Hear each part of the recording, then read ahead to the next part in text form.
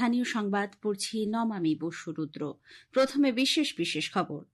লোকসভায় ভারতীয় সংবিধানের ৭৫ বছরের গৌরব যাত্রা উপলক্ষে দুদিনের বিশেষ আলোচনায় আজ প্রধানমন্ত্রী অংশ নেবেন। প্রধানমন্ত্রী আজ নতুন দিল্লিতে মুখ্য সচিবদের চতুর্থ জাতীয় সম্মেলনে পৌরোহিত্য করবেন।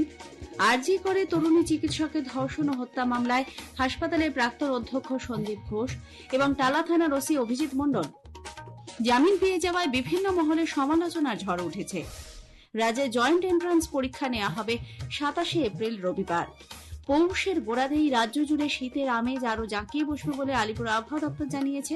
আইএসএল ফুটবলে আজ মোহনবাগান কেরালা ব্লাস্টার্সের বিরুদ্ধে খেলবে। ৭৮তম জাতীয় ফুটবল সন্তোষ ট্রফির মূল পর্বে বাংলা আর জম্মু কাশ্মীরের মুখোমুখি হচ্ছে। আসছে বিস্তারিত খবরে। লোকসভায় আজ ভারতীয় সংবিধানের গৌরব যাত্রা ৭৫ বছর নিয়ে দ্বিতীয় দিনের আলোচনা শুরু হবে। প্রধানমন্ত্রী নরেন্দ্র মোদী আজ লোকসভায় এই বিতর্কের জবাব দেবেন। গতকাল আলোচনার সূত্রপাত করে প্রতিরক্ষা মন্ত্রী রাজনাথ সিং বলেন, ভারতের সংবিধান দেশের সামাজিক, অর্থনৈতিক, রাজনৈতিক এবং সাংস্কৃতিক জীবনকে ছুঁয়ে গেছে।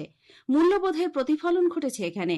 বিরোধী কংগ্রেস দলের তীব্র বিরোধিতা করে শ্রী সিং বলেন, ওই দল বরাবর সংবিধানের মূল ভাবনাকে ক্ষুণ্ণ করেছে।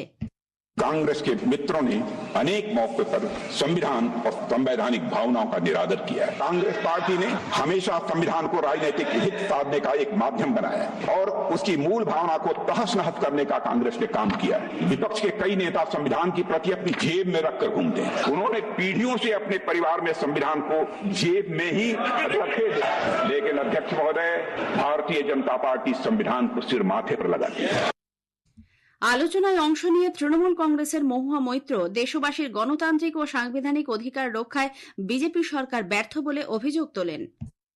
This nation was made by great men and women, but the real challenge before us today is ensuring that no one man should believe he's greater than the nation and that he is above the principles of the Constitution.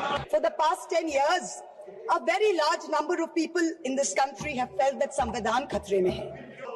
As responsible public representatives, it is imperative that we actually put this to the test and check if this is just fear-mongering by us, as the ruling party would have us believe, or indeed is the constitutional framework imperiled. প্রধানমন্ত্রী নরেন্দ্র মোদী আজ নতুন দিল্লিতে মুখ্য সচিবদের চতুর্থ জাতীয় সম্মেলনে পৌরোহিত্য করবেন। এই সম্মেলনের উদ্দেশ্য হল কেন্দ্র ও রাজ্যের মধ্যে অংশীদারিত্ব আরও মজবুত করার পাশাপাশি সহযোগিতামূলক যুক্তরাষ্ট্রীয় ব্যবস্থাকে আরও পরিশীলিত করা এবং দ্রুত বৃদ্ধি ও উন্নয়নের লক্ষ্য অর্জনে উন্নত সমন্বয় সুনিশ্চিত করা। মুখ্য সচিবদের জাতীয় সম্মেলন প্রথম অনুষ্ঠিত হয় ২০২২ সালের জুন মাসে। সমস্ত রাজ্য ও কেন্দ্রশাসিত অঞ্চলের মুখ্য সচিব ও শীর্ষ আধিকারিকরা এই সম্মেলনে উপস্থিত থাকবেন। বিজেপি রাজ্যে বিধানসভা নির্বাচনের আগে ভোটার তালিকা সংশোধন করার দাবি জানিয়েছে। রাজ্য সভাপতি সুকান্ত মজুমদারের নেতৃত্বে বিজেপির ৩ সদস্যের এক প্রতিনিধি দল গতকাল দিল্লিতে নির্বাচন কমিশনে এই দাবি জানায়। পরে সাংবাদিকদের প্রশ্নের উত্তরে শ্রী মজুমদার অভিযোগ করেন, রাজ্যে বিজেপির কর্মীরা নির্বাচনী তালিকা খতিয়ে দেখেছে, সেখানে একই ব্যক্তির দুবার নাম পাওয়ার ঘটনা ১৭,১৪,০৬৬টি। এর মধ্যে প্রায় ৩৩,০০০ একই এপিক নম্বরে একই ব্যক্তির ২টি বিধানসভা কেন্দ্রে নাম রয়েছে। দ্বিতীয় ক্ষেত্রে ১৬ লক্ষের বেশি এপিক নাম্বার পৃথক হলেও নাম ঠিকানা একই রয়েছে। এছাড়া বিশেষ কিছু এলাকায় ১৮ বছর বয়স পূর্ণ না হলেও ১৪ থেকে ১৫ বছর বয়সীদের নাম ভোটার তালিকায় তোলা হচ্ছে। শ্রী মজুমদার বলেন, শাসক দল তৃণমূল কংগ্রেস জেতার জন্য এ ধরনের ফন্দি করেছে। তাই রাজ্যে অবাধ ও সুষ্ঠু নির্বাচন করতে আগামী বিধানসভা নির্বাচনের আগে এই ভোটার তালিকা সংশোধনের জন্য নির্বাচন কমিশনের কাছে দাবি জানানো হয়েছে। বিনা প্রতিদ্বন্দ্বিতায় জয়ী হয়ে রাজ্যসভায় যাচ্ছেন ঋতব্রত বন্দ্যোপাধ্যায়। জহর সরকারের ছেড়ে যাওয়া আসনে বিনা প্রতিদ্বন্দ্বিতায় জয় পেয়েছেন তিনি। রাজ্যসভা নির্বাচনে মনোনয়ন প্রত্যাহারের শেষ দিন ছিল গতকাল, কিন্তু একটি মাত্র মনোনয়ন জমা পড়ায় বিনা প্রতিদ্বন্দ্বিতায় তৃণমূল কংগ্রেস প্রার্থীকে জয়ী বলে ঘোষণা করা হয়। আরজিকর কাণ্ডের প্রেক্ষিতে রাজ্যসভায় তৃণমূল কংগ্রেসের সাংসদ পদ ছাড়েন জহর সরকার। এরপর ৭ই ডিসেম্বর জহর সরকারের ছেড়ে যাওয়া আসনে ঋতব্রত বন্দ্যোপাধ্যায় নাম ঘোষণা করে তৃণমূল।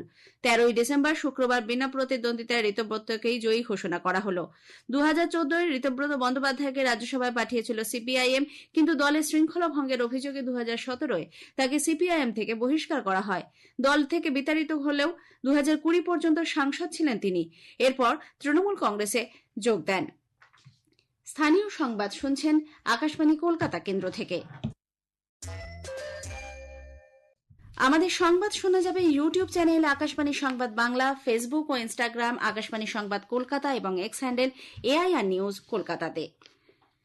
আরজি করে তরুণী চিকিৎসকের ধর্ষণ ও হত্যা মামলায় হাসপাতালের প্রাক্তন অধ্যক্ষ সন্দীপ ঘোষ এবং টালা থানার ওসি অভিজিৎ মণ্ডল জামিন পেয়ে যাওয়ায় বিভিন্ন মহলে সমালোচনার ঝড় উঠেছে। এই জামিন ন্যায় বিচারের প্রতি জঘন্য উপহাস বলে SUCI মত প্রকাশ করেছে।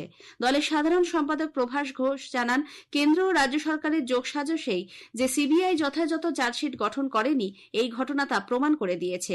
প্রদেশ কংগ্রেস মেডিকেল সেলও জামিনের তীব্র প্রতিবাদ জানায়। নিন্দা করেছে 5টি ডাক্তার সংগঠনের যৌথ মঞ্চ joint platform of doctors JPD। অন্যদিকে পশ্চিমবঙ্গ জুনিয়র ডক্টরস ফ্রন্টের পক্ষ থেকে ডাক্তার অনিকেত মাহাতো গতকাল এক সাংবাদিক সম্মেলনে বলেন, এই ব্যর্থতার দায় CBI-কেই নিতে হবে। এই ব্যর্থতার দায় CBI-কে নিতে হবে। কেন তারা এভিডেন্স টেম্পারিং, ডিপ কনস্পিরেসির জন্য রেপ এন্ড মার্ডার মামলায় সাপ্লিমেন্টারি চার্জশিট দিতে পারলো না 90 দিনের মাথায়? সাধারণ মানুষের যে আবেগ, যে জায়গা থেকে রেপ এবং মার্ডারের মতন জঘন্য ঘটনাকে দেশের বাইরের মানুষও এই আন্দোলনের সাথে সম্পৃক্ত হয়েছিল, তাহলে কোনোভাবে তাদের ভাবাবেগে কে আঘাত করলো? CBI এর আঘাতে প্রশ্ন আসে না? 90 দিনের মাথায় কারা এই রাজ্যের বুকে বেরিয়ে ঘুরে বেড়াবে? যারা জঘন্য ঘটনা, রেপ এন্ড মার্ডারের মতন ঘটনার কে এভিডেন্স টেম্পারিং এর ঘটনায় অভিযুক্ত। সন্দীপ ও অভিজিতের জামিন, দুজনের বিরুদ্ধে সাপ্লিমেন্টারি চার্জশিট জমা দিতে CBI এর ব্যর্থতা এবং আর্থিক দুর্নীতি মামলায় সন্দীপ ঘোষের বিরুদ্ধে চার্জশিট পেশ করার ব্যাপারে রাজ্য সরকার অনুমতি না দেওয়ার প্রতিবাদ জানিয়ে আজ রানী রাসমণি অ্যাভিনিউয়ে JPD এবং অভয় মঞ্চের পক্ষ থেকে প্রতিবাদী গণজমায়েত এবং কুশপুত্তলিকা দহনের ডাক দেওয়া হয়েছে। আগেই জানানো হয়েছে, আরজিকর মেডিকেল কলেজ ও হাসপাতালের চিকিৎসক পড়ুয়ার ধর্ষণ ও খুনের ঘটনায় গতকাল জামিন পেয়েছেন হাসপাতালের তৎকালীন অধ্যক্ষ সন্দীপ ঘোষ। একই সঙ্গে জামিন পান টালা থানার প্রাক্তন ওসি অভিজিৎ মণ্ডল। শিয়ালদা CBI আদালত এই নির্দেশ দেয়। 90 দিন পরেও CBI চার্জশিট জমা দিতে না পারায় জামিন পেয়েছেন এই দুজন।